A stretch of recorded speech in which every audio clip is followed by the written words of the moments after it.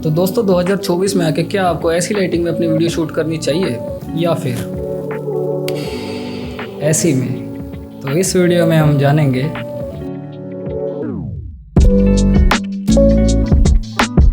तो फाइनली आपने अपने YouTube गेम को अपग्रेड करने का फैसला ले ही लिया, बधाई हो। सबसे पहले आपको जरूरत पड़ेगी प्रोफेशनल लाइटिंग की। चिंता मत करो, अगर आपके पास एक्सपेंसिव लाइट नहीं है तो जाके खरीद लो। अगर आपका बजट नहीं है तो उसका भी जुगाड़ बताता हूँ, वीडियो को एंड तक देख लेना। पहली बार 3 पॉइंट लाइटिंग सुनने में बड़ा ही फैंसी लगता है ना? असल में ये लाइटिंग सेटअप एक पवित्र त्रिमूर्ति है। अगर आप 3 तक गिनती कर सकते हैं तो आप आधा काम कर चुके हैं, क्योंकि यहाँ आपको 3 लाइट्स की ज़रूरत पड़ने वाली है। तो आपके पास की लाइट, फिल लाइट और बैक लाइट, यानी 3 लाइट तो होनी ही चाहिए। इन्हें आप लाइटिंग का एवेंजर समझिए। अब आप कल्पना करो कि ये सैंडविच आपका चेहरा है। मान लो कि ये मेन इंग्रेडिएंट पीनट बटर एक की लाइट है।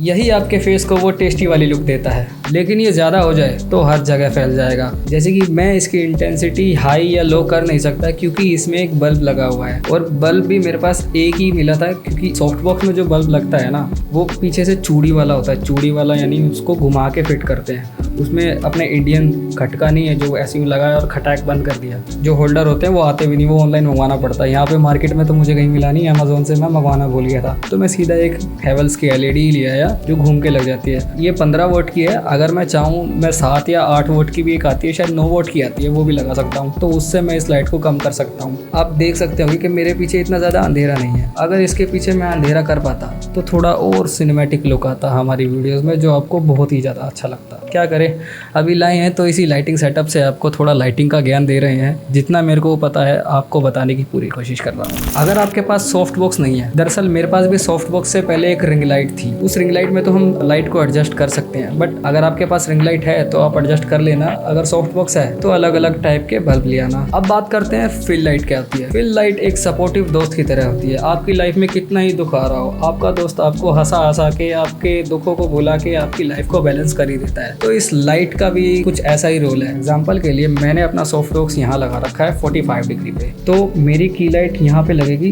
की लाइट या मैं एक हाईलाइटर भी लगा सकता हूँ जो इस लाइट को बाउंस करके मेरे फेस पे डालेगा और मेरी फेस पे ज़्यादा शेडो नहीं बनेगी, जो मेरे लाइटिंग सेटअप को बैलेंस करेगी। सपोज करो अगर मेरे पास कोई फिल लाइट होती, वैसे अभी मेरे पास फिल लाइट नहीं है, बट आपको एग्जांपल समझा दूंगा, क्योंकि मैं इस लाइट से ही प्रॉपर अपने फेस पे लाइट डाल लेता हूँ, इसलिए मुझे एक फिल लाइट की ज़रूरत नहीं पड़ती। शायद आपको भी ना पड़े। अगर आपको मेरे जैसा शूट करना है, अगर आपके ज़्यादा ही ख्वाब है, ज़्यादा ही चुल है, तो लाओ भाई 3 लाइट। अपने पास तो 2 है, अपन 2 से जुगाड़ कर देते हैं अच्छा खासा।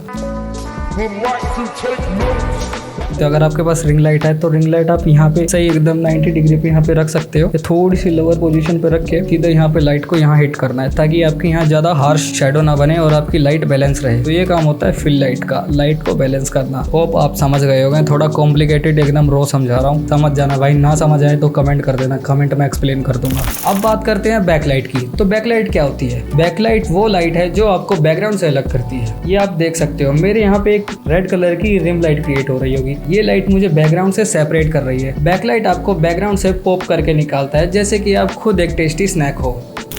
तो भाई मेरे पास तो सॉफ्ट बॉक्स है। इससे पहले मेरे पास रिंग लाइट थी, तो उसकी लाइट तो डिफ्यूज हो नहीं सकती। सॉफ्ट बॉक्स में तो हमारे पास डिफ्यूजर आता है व्हाइट कलर का, बट रिंग लाइट में ऐसा कुछ नहीं आता। उसकी लाइट एकदम हार्श अपने फेस पे आती है। मैं तुम्हें दिखाता हूँ। ये मेरी बहुत प्यारी रिंग लाइट मेरे साथ 1 साल तक रही, बट ये बीच में एकदम से ही धोखा दे गई। 1 हफ्ते पहले ही मुझे इसने धोखा दिया है। हमारे यहाँ एक्चुअली लाइट का बहुत ज़्यादा फ्लक्चुएशन रहता है, कम तेज़ होती रहती है। तो मैं एक दिन शूट कर रहा था, तो शूट करते करते आवाज़ आई और ये गई। अगर आपके पास रिंग लाइट है, डिफ्यूजर नहीं है, तो रिंग लाइट का आप एक जुगाड़ कर सकते हो। इसको पूरे चारों ओर से कवर करके अंगोछा बांध लेना और फिर शूट करना। अंगोछा यानी गमछा, व्हाइट कलर का कपड़ा, बटर पेपर, व्हाइट कलर का क्लॉथ होना चाहिए, सूती कैसा भी चलेगा, बस उसमें से लाइट अच्छे से पास हो सके। तो वो आपकी लाइट को बहुत अच्छा डिफ्यूज कर देगा। जो मैंने गलती करी ना इस रिंग लाइट से, वो आप कभी मत करना। मैंने क्या करा था, सच बताता हूँ, मेरे को ऐसा लगता है उसी वजह से मेरी लाइट फूकी है। मैंने इस रिंग लाइट को ना कई दिनों तक अंगोछा बांध के इस पे उस लाइट को डिफ्यूज कर करके इतना शूट करा कि लाइट इतनी ज्यादा हीट हो गई,